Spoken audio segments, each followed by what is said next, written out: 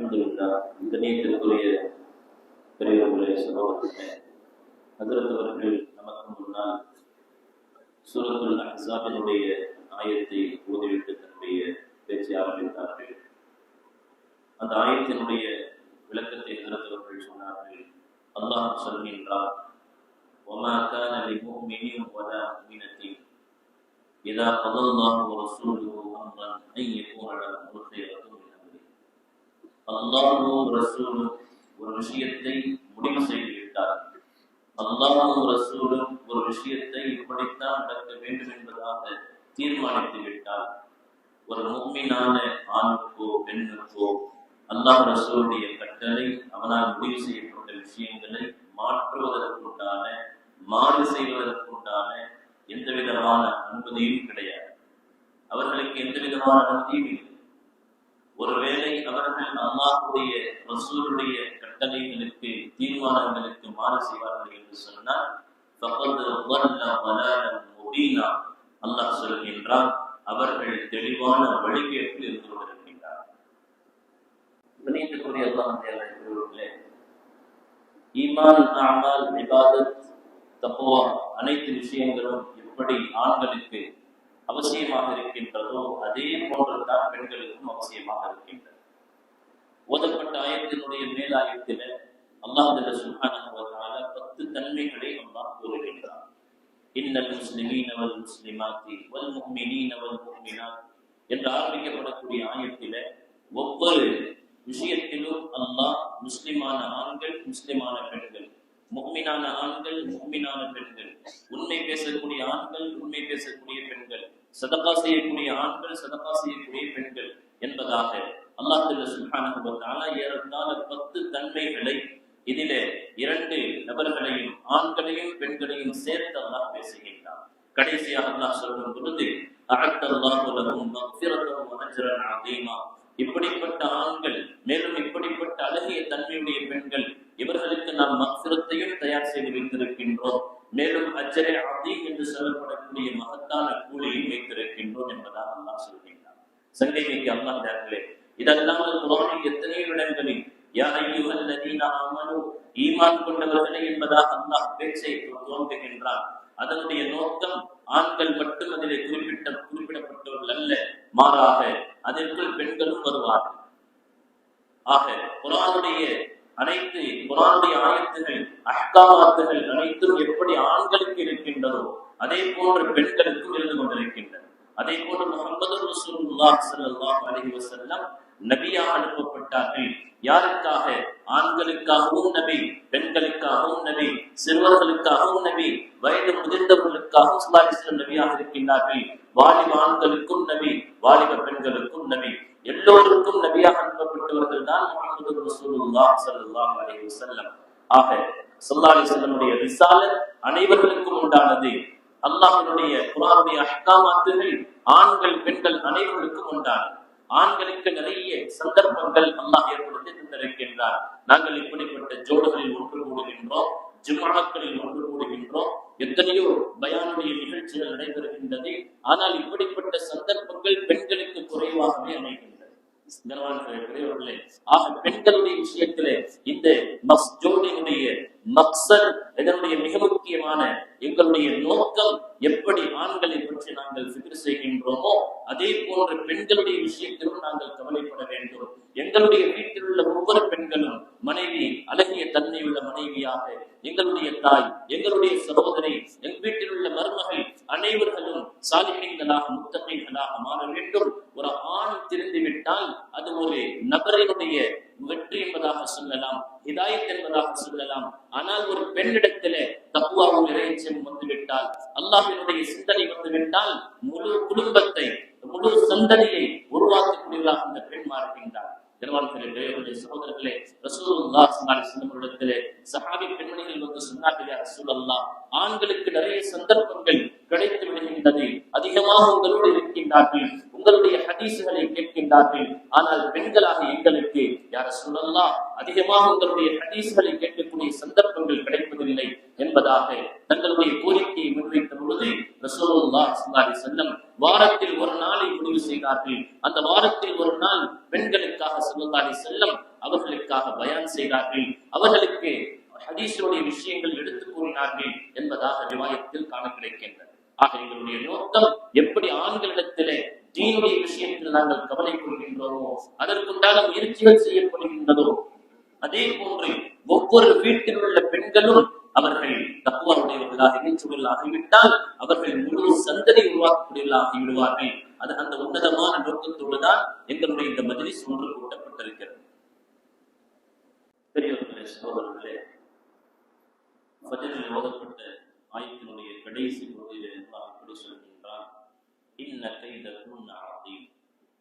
பெண்களுடைய சூழ்ச்சி என்பது மிகப்பெரியது.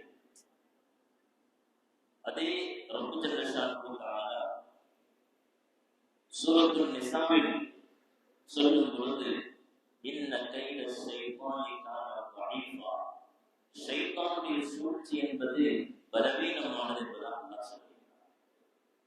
ஹஜ்ரத் அவர்கள் சொன்னார்கள், ஷைத்தானுடைய சூழ்ச்சியை செய்கின்றான், அஊது பில்லாஹி மினஷ் ஷைத்தானிர் ரஜீம் ஓதுங்கள் ஓடிவிடுவான், லா ஹவ்ல வலா குவத்த இல்லா பில்லாஹ் ஓடிவிடுவான்.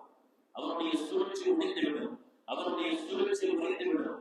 ஆனால் பெண்களை பொறுத்தவரை நாங்கள் அஊது பில்லாஹ் ஓதினாலும் சரி, லா ஹவ்ல ஓதினாலும் சரி, அவர்களும் ஓதுவார்கள். ஆக பெண்களுடைய சூழ்ச்சி என்பதை அல்லாஹ் சொல்கின்றான் மிகப்பெரிய. ஷைத்தானுடைய சூழ்ச்சியை சொல்லும் பொழுது அது பலவீனமானதாக அல்லாஹ் சொல்கின்றார். சகோதரர்களே, ஆனால் எல்லா பெண்களும் அப்படி இல்லை. ரசூலுல்லாஹ் ஸல்லல்லாஹு அலைஹி வஸல்லம் ஒரு சில பெண்களுடைய விஷயத்தில் சொன்னார்கள். ஒரு சில பெண்களை நான் பார்க்கின்றேன், அவர்கள் அனைத்து விஷயங்களிலும் நல்ல உறுதிமிக்க ஆண்களை விட உயர்ந்தவர்களாக இருந்து கொண்டிருக்கின்றார்கள். அவர்களுடைய சிந்தனை, அவர்களுடைய ஒவ்வொரு செயல்களும் ஆண்களை விட முந்தி செல்லக்கூடியதாக இருக்கின்றது என்பதாக ரசூலுல்லாஹ் ஸல்லல்லாஹு அலைஹி வஸல்லம் சுட்டிக்காட்டினார். சகோதரர்களே, ஆக பெண்களை நாம் குறையோடு பார்ப்பதற்காக அல்ல, இந்த தன்மை இடத்தில் இருக்கின்றது. ஒரு விஷயத்தை நடக்க வைக்க வேண்டும் என்று சொன்னால் அவர்கள் ஒரு நொடி பொழுதிலே பல நாட்களாக ஒரு விஷயம் நடக்காமல் இருக்கின்றது.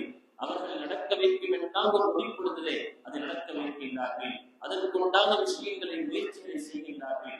அவர்கள் ஒரு சில நொடி பொழுதில் அனைத்தையும் அவர்களால் செய்ய முடிகின்றது. வெளியிலே அவர் பெரிய முஃப்தியாக இருக்கலாம், ஆலிமாக இருக்கலாம், கலெக்டராக இருக்கலாம், இன்ஜினியராக இருக்கலாம். ஆனால் பெண்களுக்கு முன்னால் அவர் பணிந்து செல்லக்கூடிய ஒரு சூழ்நிலை அல்லாஹ் ஏற்படுத்தி தந்திருக்கின்றார். பெண்களுக்கு அப்படிப்பட்ட ஒரு சக்தி அல்லாஹ் தந்திருக்கின்றார். எந்த விஷயத்தை நடக்க வைக்க வேண்டுமோ அதை நடத்தி காட்டுகின்றார். அந்த பெண்களை குறையோடு நாம் பார்ப்பதல்ல, மாறாக அவர்களின் மீது நாம் கொஞ்சம் கவனம் செலுத்திவிட்டால், அவர்களின் பக்கம் நாம் நம்முடைய கவனத்தை திருப்பிவிட்டால், அவர்களுக்கும் குர்ஆன் ஈமானுடைய விஷயத்தை நாம் கொடுத்து விட்டால், அதை விட மிகப்பெரிய விஷயம் எதுவும் அல்ல. அவர்கள் அதே முழுமையான தங்களுடைய பலத்தையும் தங்களுடைய சிந்தனையும் அறிவாற்றலையும் அல்லாஹ்வுடைய தீனுக்காக பயன்படுத்துவார்கள். அவர்களை கொண்டு அவர்களுடைய மாறுதலை கொண்டு அவர்களுடைய குடும்பம் மட்டுமல்ல, வீடு மட்டுமல்ல, இந்த சமுதாயமே அவர்களுடைய பேணுதலை கொண்டு தக்வாவை கொண்டு ஒரு மிகப்பெரிய மறுமலர்ச்சியை மாறும். ஈமான் அவர்களுக்கு நாம் கொடுத்து விட்டால் அதைவிட மிகப்பெரிய செல்வம் எதுவும் அல்ல. ஈமான் என்பது, ஈமானுடைய மகத்துவம் என்ன? ஈமானுக்கு நிகராக இந்த உலகம் முழுவதும், உலகத்தில் உள்ள அனைத்து செல்வங்களும், சூரியன் சந்திரன் எதுவும் ஈமானுக்கு முன்னால் நிற்க முடியாது. ஈமான் அவ்வளவு பெரிய மகத்தான ஒரு செல்வம். இந்த ஈமானை நாம் அந்த பெண்களுக்கு கொடுக்க வேண்டும். பெண்களுக்கு அந்த ஈமானிய உணர்வுகளை நாம் ஏற்படுத்த வேண்டும் என்பதற்காகத்தான் அல்லாஹ் ஜல்ல சுப்ஹானஹு வ தஆலா இப்படிப்பட்ட ஒரு மஜ்லிஸில் நம்மை எல்லாம் ஒன்று கூட்டியிருக்கின்றார். பெரியவர்களே, சகோதரர்களே, மதரசத்துல் நிஸ்வான் சென்னையுடைய ஸ்தாபகர் ஆரம்பித்த அவர்களுடைய ஒரு விஷயம் ஞாபகத்திற்கு வந்துவிட்டது என்பதாக அவர்கள் சொன்னார்கள். அவர்கள் சொல்லுவார்களா, எப்படி நம்முடைய தந்தை பாபா ஆதம் அலைஹிஸ்ஸலாத்து வஸ்ஸலாம், அம்மா ஹவ்வா அலைஹிஸ்ஸலாத்து வஸ்ஸலாம் இவர்களுடைய நிகழ்ச்சியை குர்ஆனிலே பார்க்கும் பொழுது, அவர்கள் ஆதம் அலைஹிஸ்ஸலாத்து வஸ்ஸலாம் அவர்கள் சுவர்க்கத்தை விட்டு வெளியேறுவதற்கு காரணமானார். அதற்கு அவர்கள் தஃசீருடைய சுருக்கத்தை சொன்னார்கள். ஷைத்தான் சூழ்ச்சிகளை செய்து அம்மா ஹவ்வா அலைஹிஸ்ஸலாத்து வஸ்ஸலாம் அவர்களை சில சூழ்ச்சியை சிக்க வைக்கின்றார். ஹவ்வா அலைஹிஸ்ஸலாத்து வஸ்ஸலாம் அவர்கள் ஒரு சில விஷயங்களை ஆதம் அலைஹிஸ்ஸலாத்து வஸ்ஸலாம் இடத்திலே சொல்கின்றார்கள். அவர்களும் அவர்களுடைய பேச்சுக்கு இணங்கி விடுகின்றார்கள். தடுக்கப்பட்ட மரத்தை நிறுத்தி விடுகின்றார்கள். அதற்கு பிறகு அவர்கள் சொர்க்கத்திலிருந்து வெளியாகுவதற்கு உண்டான அந்த விஷயங்கள் நடைபெற்றது. தாஜுத்தீன் ரஹ்மத்துல்லாஹி அலைஹி ஹஜ்ரத் அவர்கள் அடிக்கடி சொல்லுவார்களாம், எந்த பெண்கள் ஹவ்வா அலைஹிஸ்ஸலாத்து வஸ்ஸலாம் அவர்கள் எப்படி ஆதம் அலைஹிஸ்ஸலாத்து வஸ்ஸலாம் அந்த குடும்பம் சுருக்கத்தை விட்டு வெளியேறுவதற்கு காரணமானார்களோ இதை வைத்து சொல்லுவார்களா, பெண்களுக்கு எப்படி சுருக்கத்தை விட்டு வெளியேற்றுவதற்குண்டான அந்த அந்த சூழ்ச்சிகள் அந்த விஷயங்கள் இருக்கின்றதோ தெரிகின்றதோ அவர்களின் மீது நாம் கொஞ்சம் கவனம் செலுத்திவிட்டால், அவர்களுக்கு நாம் கொஞ்சம் கவலை ஏற்படுத்தி விட்டால், அவர்களிடத்திலே நாம் இந்த தீனை கொடுத்து விட்டால், எந்த பெண்களுக்கு சொர்க்கத்தை விட்டு வெளியேற்ற தெரியுமோ அதே பெண்கள் அனைவர்களையும் சொர்க்கத்திற்குள் கொண்டு செல்லக்கூடியதாக ஹஸரத் அவர்கள் சொல்லுவார்கள், மதரசத்துல் இஸ்லாமுடைய நோக்கம் அதுதான். பல்லாயிரக்கணக்கான லட்சக்கணக்கான பெண்கள் இங்கு வர வேண்டும், ஓத வேண்டும். அவர்கள் அனைவர்களையும் பெண்களையும் அனைத்து பெண்களையும் அனைத்து ஆண்களையும் சுவர்க்கத்திற்கு கொண்டு செல்லக்கூடியதாக மாற வேண்டும் என்பதாக ஹஸரத் அவர்கள் சொல்லுவார். அந்த அடிப்படையில் கொஞ்சம் நம்முடைய கவனம் அவர்களின் பக்கம் திரும்பிவிட்டால், இந்த தீனை அவரிடத்தில் ஒப்படைத்து விட்டால், இந்த வேலை அவர்கள் விளங்கி விட்டால், இந்த வேலையை அவரிடத்தில் நாம் ஒப்படைத்து விட்டால், அவர்கள் நம்மை விட ஆண்கள் செய்வதை விட ஆண்களுடைய முயற்சியை விட ஒரு பெண்ணினுடைய திருந்துதல், ஒரு பெண்ணினுடைய தக்வா, ஒரு பெண்ணுடைய தீன் மிகப்பெரிய மாற்றத்தை ஏற்படுத்தும். அந்த பெண்கள் அனைவர்களையும் சொர்க்கத்திற்கு கொண்டு செல்லக்கூடியதாக ஆகிடுவார். பெரியவர்களே, சகோதரர்களே, நம்முடைய தாய்மார்கள் சகோதரர்களுக்கு அல்லாஹ் மிகப்பெரிய ஒரு சிலாகியத்தை அல்லாஹ் வைத்திருக்கின்றார், மிகப்பெரிய சக்தியை வைத்திருக்கின்றார். உதாரணத்திற்கு நாம் பார்க்கின்றோம், வீட்டிலே கணவன் மனைவி இருக்கின்றார்கள், ஒரு பிள்ளை, ஆண் பிள்ளை. மனைவி உறுதி எடுக்கின்றால், என்னுடைய மகனை நான் ஹாஃபிலாக ஆலிமாக உருவாக்குவேன். கணவர் சொல்கின்றார், நான் நம்முடைய இந்த மகனை டாக்டராக இன்ஜினியராக ஆக்க வேண்டும் என்பதாக சொல்கின்றார். கடைசியாக ஒரு கட்டத்திலே அந்த பிள்ளையை ஹாஃபிலாக ஆலிமாக ஆக்குவதற்கு அந்த நிர்பந்தத்திற்குள் இவர் தள்ளப்படுகின்றார். ஏன் என்று சொன்னார், இவருடைய சிந்தனைகள் டாக்டராக ஆக்க வேண்டும் என்று இருந்தாலும் கூட, இன்ஜினியராக ஆக்க வேண்டும் என்று இருந்தாலும் கூட, தன்னுடைய வீட்டினுடைய பெண்களின் சார்பாக மனைவியினுடைய அவர்களின் சார்பாக எந்த ஒத்துழைப்பும் இல்லை, அவர்களுடைய சிந்தனை அப்படி கிடையாது என்ற பட்சத்திலே ஆண் அவர்களுக்கு முன்னால் பணிந்து போகின்றார். அவர்களை நிர்பந்தமாக மகனை மதரசாவில் கொண்டு போய் சேர்க்கின்றார், ஹாஃபில் ஆலிமாக ஆக்குகின்றார். பெரியவர்களே, சகோதரர்களே, இருவர்களுடைய சிந்தனை. ஆனால் பெண்கள் எதை முடிவு செய்து விட்டார்களோ, ஹாஃபில் ஆலிமாக ஆக்க வேண்டும் என்பதாக முடிவு செய்து விட்டால் அந்த வீட்டில் அது நடந்தே தீருகின்றது. பெண்களிடத்திலே நாம் தீனை கொண்டு போய் சேர்த்து விட்டால், அவர்களிடத்திலே அந்த விஷயத்தை நாம் சேர்த்து விட்டால், அவர்கள் எந்த அளவிற்கு உறுதியாக இருந்து அவர்கள் மட்டுமல்ல மற்றவர்களுக்கும் தாவத்து கொடுக்கக்கூடியவர்களாக, மற்றவர்களையும் உருவாக்கக்கூடியவர்களாக பெண்கள் மாறுகின்றார்கள். பெரியவர்களே, சகோதரர்களே, தாய்மார்கள், பெண்கள், பெண் பிள்ளைகள் உருவாகிவிட்டால் அவர்கள் மிகப்பெரிய வேலைகளை செய்து விடுகின்றார். ஹஸரத் அவர்கள் சொல்கின்றார்கள், என்னுடைய 40 வருடத்தினுடைய நிஸ்வான் மாசாவில் இருக்கக்கூடிய என்னுடைய அனுபவம். ஹஸரத் அவர்கள் சொன்னார்கள், அல்லாஹ்வுக்காக உலமாக்கள் மன்னிக்க வேண்டும், உலமாக்கள் மன்னிக்க வேண்டும். உலமாக்கள் செய்யக்கூடிய வேலைகளை விட 1-2 வருடங்கள் ஓதிய அந்த பிள்ளைகள், அவர்கள் ஹாஃபிதும் அல்ல, முழுமையாக ஹதீஸ் குர்ஆனை படித்த ஆலிமும் அல்ல, முழுமையாக குர்ஆனுடைய தர்ஜுமா தெரியாது, முழுமையான ஹதீஸ் கிரந்தங்கள் படிக்கவில்லை.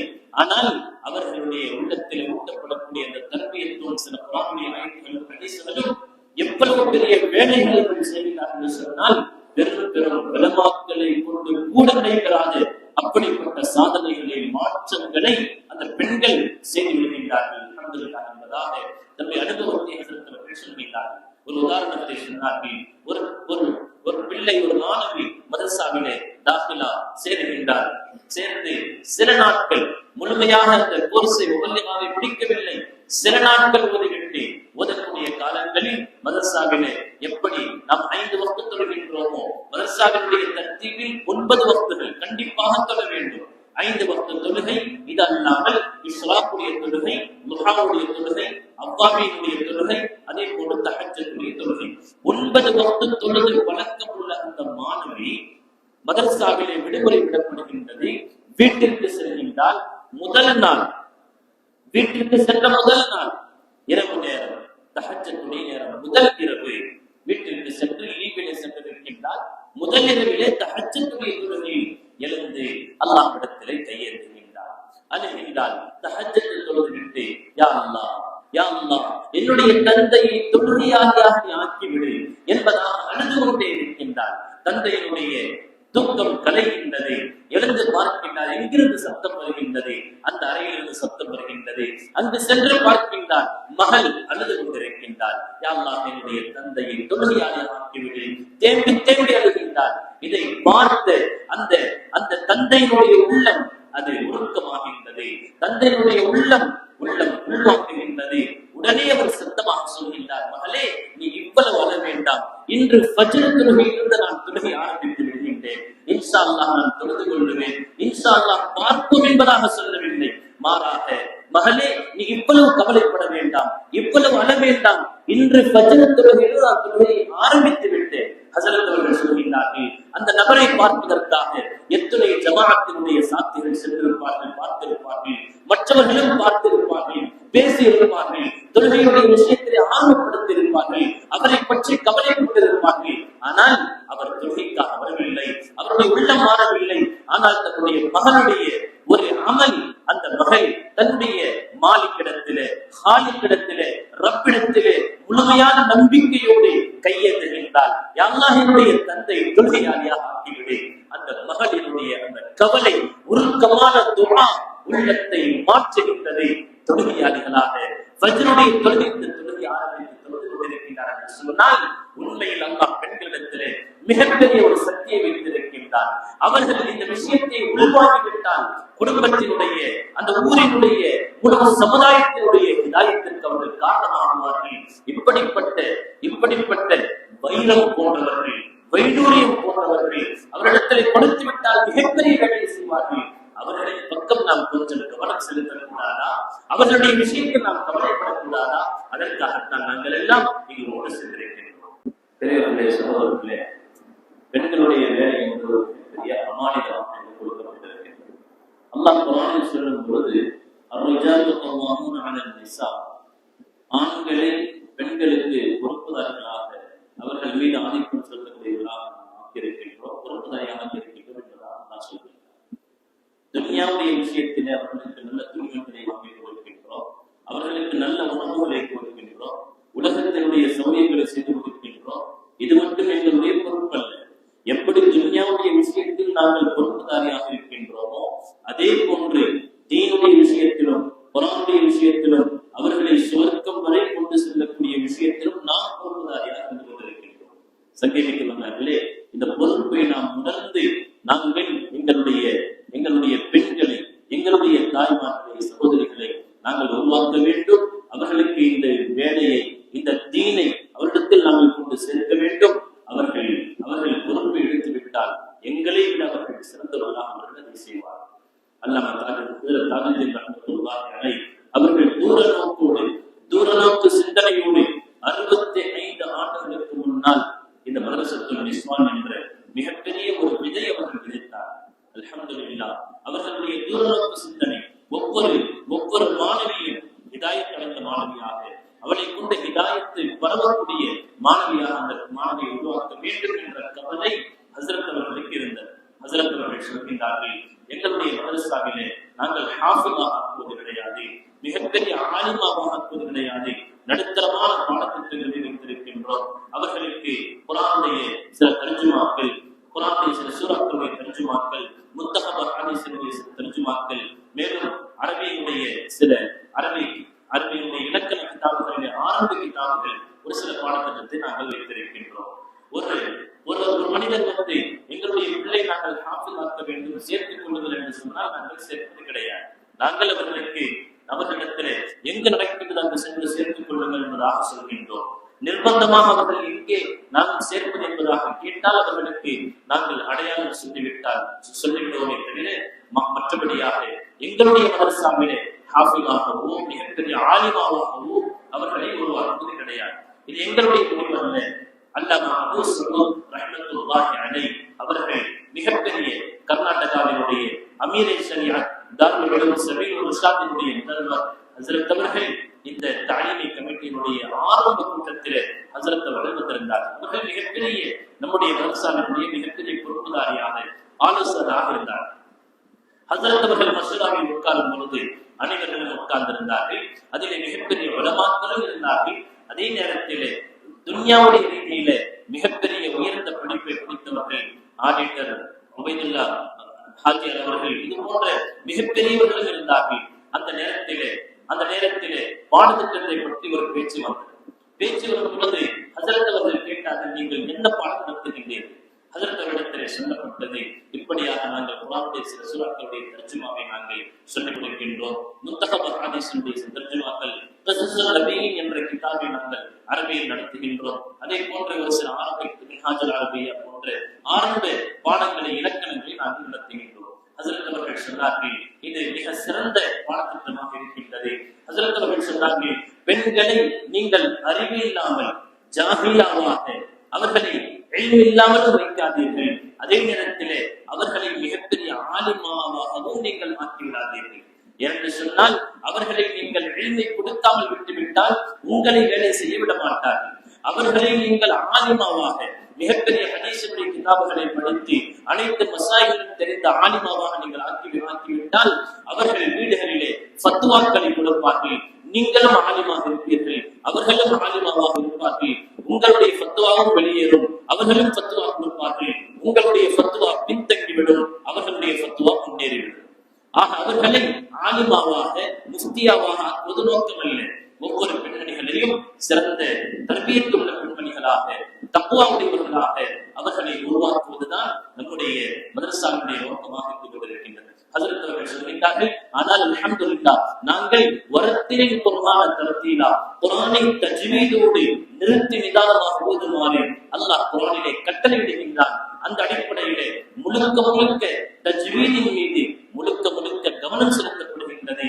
அந்த வரக்கூடிய மாணவிகள் அந்த பிள்ளைகள் முழுமையான தஜ்வீதோடு குர்ஆனை ஓதுகின்றார்கள். ஹஜ்ரத் அவர்கள் சொல்கிறார்கள், எங்களுடைய மதரசத்துல் இஸ்லாமிய மாணவிகள் அல்ஹம்துலில்லாஹ் எந்த காரி வந்து அவர்களுக்கு குர்ஆனை கேட்டாலும் இன்ஷா அல்லாஹ் அந்த பிள்ளைகள் அவர்கள் சரியான முறையிலே தஜ்வீதோடு குர்ஆனை ஓதி காண்பிப்பார்கள்.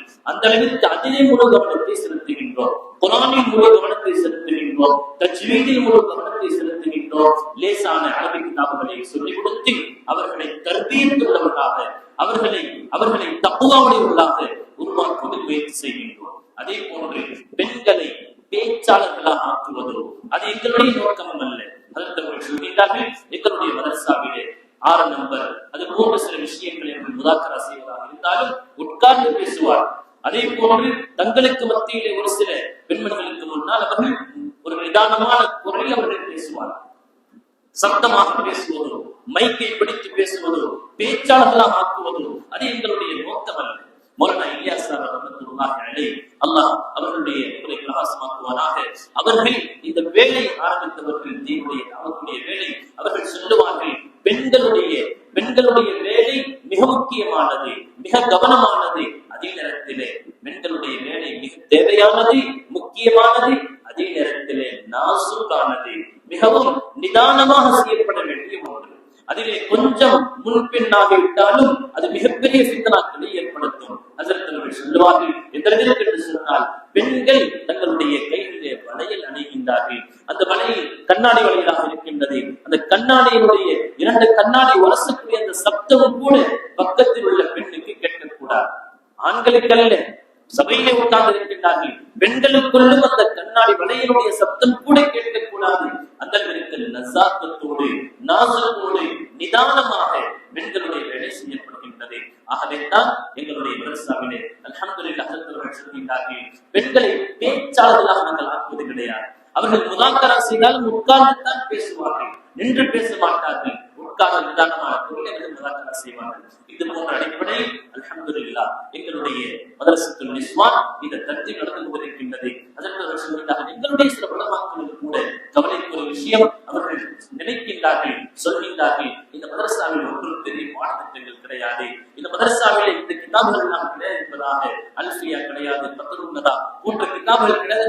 இருக்கக்கூடிய விஷயங்கள் கவலை ஏற்படுத்துகின்றது.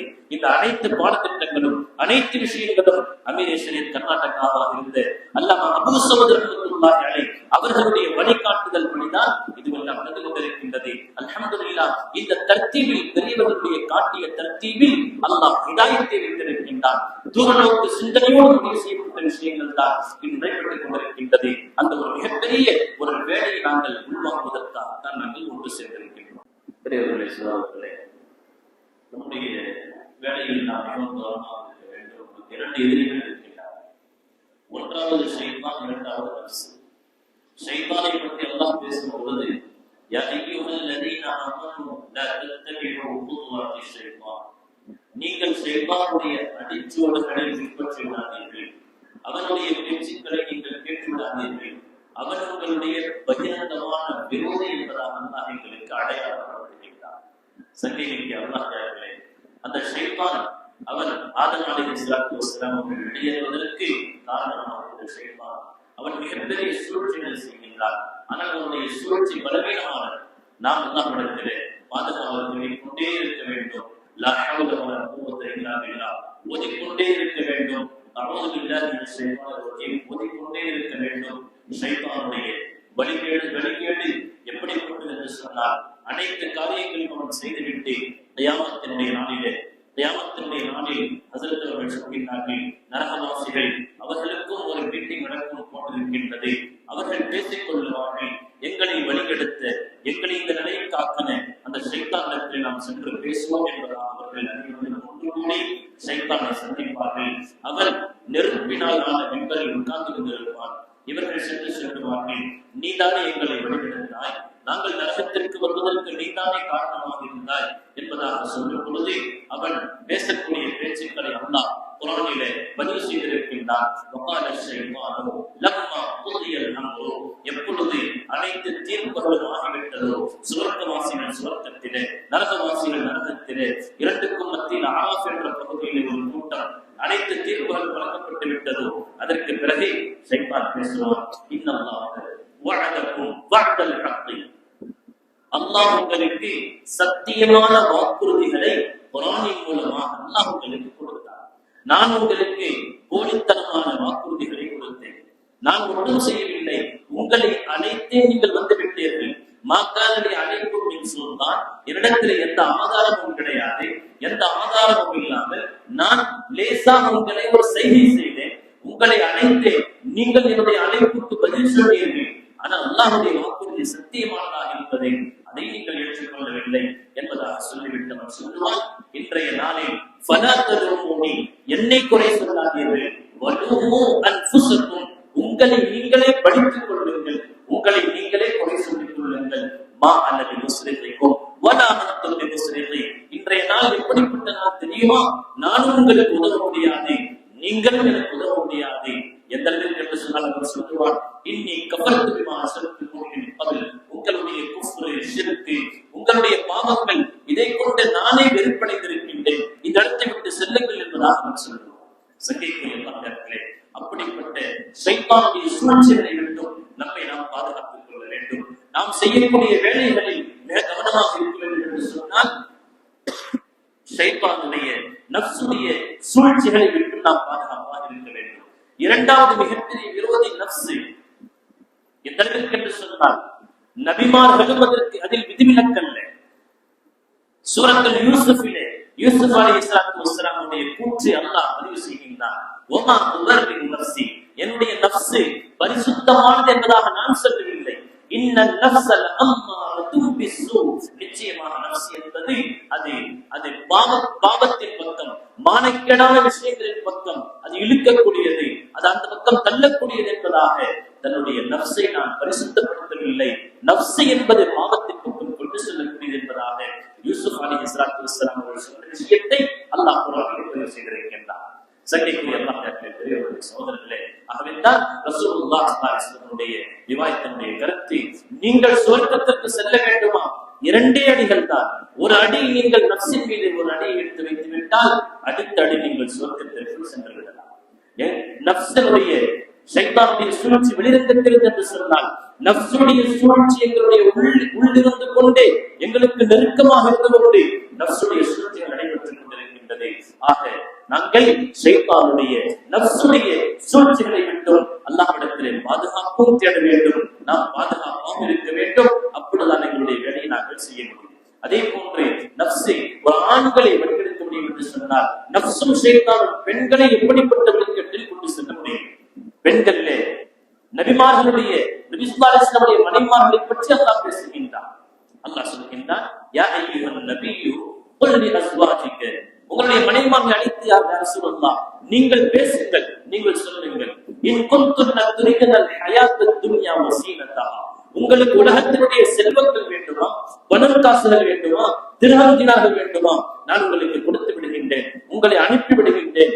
இன் குன்துன்ன துரிதல் அல்லாஹ் வ ரசூலஹு, அல்லாஹ்வும் ரசூலும் உங்களுக்கு வேண்டும் என்று சொன்னால் அவர்களுக்கு நீங்கள் கட்டுப்பட்டு நடந்து கொள்ளுங்கள் என்பதாக அல்லாஹ் சுப்ஹானஹு வ தஆலா குர்ஆனிலே நபிமார்களுடைய மனைவி குறித்து அல்லாஹ் பேசுகின்றார்.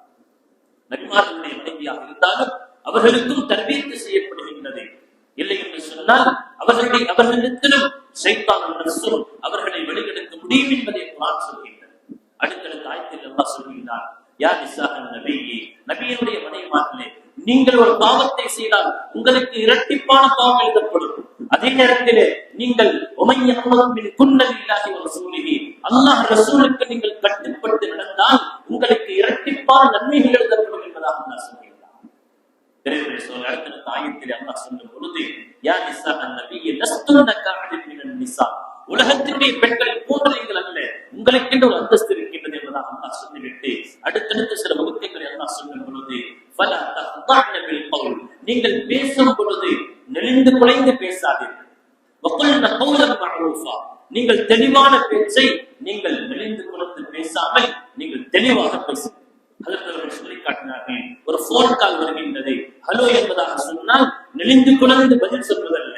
அவர்கள் ஒரு விஷயத்தை கேட்டால் ஆண்கள் இருக்கின்றார்களா இல்லை என்பதாக கடினமான குரல் நம்மிடத்திலே பேச வேண்டும்.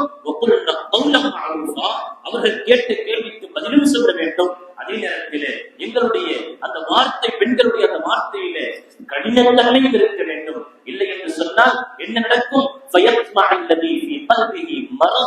யாருடைய உள்ளத்திலே நோய் இருக்கின்றதோ, யாருடைய உள்ளத்திலே பாவத்தினுடைய சிந்தனை இருக்கின்றதோ அவர் பாவ சிந்தனையோடு அந்த விஷயத்தை கேட்கக்கூடும், பாவத்தின் பக்கம் அவர் சாயக்கூடும். ஆக நீங்கள் நெளிந்து குலைந்து பேசாதீர்கள் என்பதாக சங்கீதங்களே. நபிமார்களுடைய மனைவியை பற்றி அல்லாஹ் இந்த அளவிற்கு பேசும் பொழுது எங்களுடைய பெண்கள் அவர்கள் நாங்களும் ஷைத்தானுடைய நஃப்ஸுடைய சூழ்ச்சிகளை விட்டு பாதுகாப்பாக இருக்க வேண்டும். எங்களுடைய தாய்மார்கள் பெண்களையும் நாங்கள் இதை விட்டு பாதுகாப்பாக இருக்கக்கூடிய ஏற்பாடுகளை நாங்கள் செய்ய வேண்டும். ஹஸரத் சொல்கிறார்கள், அல்ஹம்துலில்லாஹ் நிறைய வியாபாரிகள் வந்திருக்கின்றீர்கள். இந்த ஒரு வியாபாரம் முதலீடு மிகவும் குறைவானது, லாபம் மிகப்பெரியது, அழிவில்லாத வியாபாரம், நிரந்தரமான வியாபாரம். ஹஸரத் சொன்னார்கள், எந்த முதலீடும் கிடையாது. உங்களால் ஒரு வாடகை வீடு பிடிக்க முடியவில்லை என்று சொன்னால் ஒரு நபர் இருக்கின்றார், மஸ்ஜிதுக்கு தொழுவதற்காக வருகின்றார், அவருடைய வீட்டிலே 2 அறைகள் இருக்கின்றது, அவரிடத்திலே பேசுங்கள். உங்களுடைய வீட்டில் 2 அறைகள் இருக்கின்றது, அதில் ஒரு ரூமை, ஒரு அறையை 1 மணி நேரத்திற்காக நீங்கள் கொடுக்க முடியுமா? காலை அல்லது மாலை எந்த நேரம் கொடுக்கணுமோ 1 மணி நேரத்திற்காக நீங்கள் உங்களுடைய அறையை காலி செய்து விடுங்கள் என்பதாக ஏதோ ஒரு ரீதியிலே முதலீடு மிகவும் குறைவானது, லாபம் மிகப்பெரியது. அல்லாஹ் அப்படிப்பட்ட அழகிய வியாபாரத்தை எங்களுக்கு அல்லாஹ் தந்திருக்கின்றார். மதரசத்துல் நிஸ்வான் எத்தனை மதரசாக்கள் இருக்கின்றதோ, நிஸ்வான் இருக்கின்றதோ, அதனுடைய நோக்கம் இந்த தீன் பெண்களிடத்திலே சென்று சேர வேண்டும். ஒரு நேரம் இருந்தது, அப்படிதான் ஒரு நேரம் இருந்தது, ஊருக்கு ஒரு மதரசா, ஒரு சிட்டியிலே நகரத்திலே ஒரு மதரசா. அதற்கு பிறகு ஒவ்வொரு கிராமத்திலும், ஒவ்வொரு மஹல்லாவிலும், ஒவ்வொரு பள்ளிக்கு அருகாமையும் பள்ளியோடு இணைந்து ஒரு மதரசா இருக்கிறது பேசப்பட்ட காலம் சென்று இப்பொழுது சமீபத்திலே சொல்லிக் கொண்டிருந்த ஒவ்வொரு தெருவுக்கும் ஒரு மதரசா சொல்கிறார்கள். இப்பொழுது விளமாக்கள் பெரியவர்கள் விரும்புவது ஒவ்வொரு வீடும் மதரசாவாக மாற வேண்டும், ஒவ்வொரு வீடும் மதரசாவாக மாற வேண்டும். லாபம் அது முதலீடு மிகவும் குறைவானது, லாபம் மிகப்பெரியது. ஹஸரத் அவர்கள் சொல்கிறார்கள், எல்லோரும் ஊருக்கு சென்று நாங்கள் எப்படி 10-20 கடைகளை திறக்கின்றோமோ அது போன்று நாங்கள் 10-20 வியாபாரங்களை எங்களுடைய ஊரிலே துவங்க வேண்டும். அது என்ன வியாபாரம்? நஷ்டம் இல்லாத வியாபாரம். நாங்கள் குறைந்த முதலீடோடு கொஞ்சம் எங்களுடைய கவலைகளை செலுத்தி, கொஞ்சம் எங்களுடைய கவனத்தை செலுத்தி, ஆங்காங்கே தெருக்களிலே, வீடுகளிலே நாங்கள் மஸ்வரா செய்து மதரசாக்களை உருவாக்கி விட்டால், அந்த பெண்களிடத்திலே தீனை கொண்டு போய் சேர்த்து விட்டால், இது அழிவில்லாத வியாபாரம். கோடான கோடி சொத்துக்களை விட இதுதான் மிகப்பெரிய வியாபாரம் என்பதாக அதற்கு கவனம் செலுத்தினார். ஆக அந்த உயர்ந்த நோக்கத்தோடுதான் நாங்கள் ஒன்று சேர்ந்திருக்கின்றோம். முதல் மஜ்லிஸாக இருந்து கொண்டிருக்கின்றது. இந்த மஜ்லிஸிலே நாங்கள் உறுதியெடுக்க வேண்டும். இறுதி வரையிலும் நாங்கள் வந்த நோக்கம் என்ன? அந்த நோக்கத்தில் நாங்கள் ஒரே சிந்தனையோடு, ஒரே கவலையோடு அனைத்து மஜ்லிஸ்களிலும் நாங்கள் முழுமையாக இருந்து அந்த மஜ்லிஸில் சொல்லப்படக்கூடிய விஷயங்களை உள்வாங்கி எங்களுடைய பகுதிகளிலே ஹிதாயத்திற்கு நாங்கள் காரணமாக இன்ஷா அல்லாஹ்.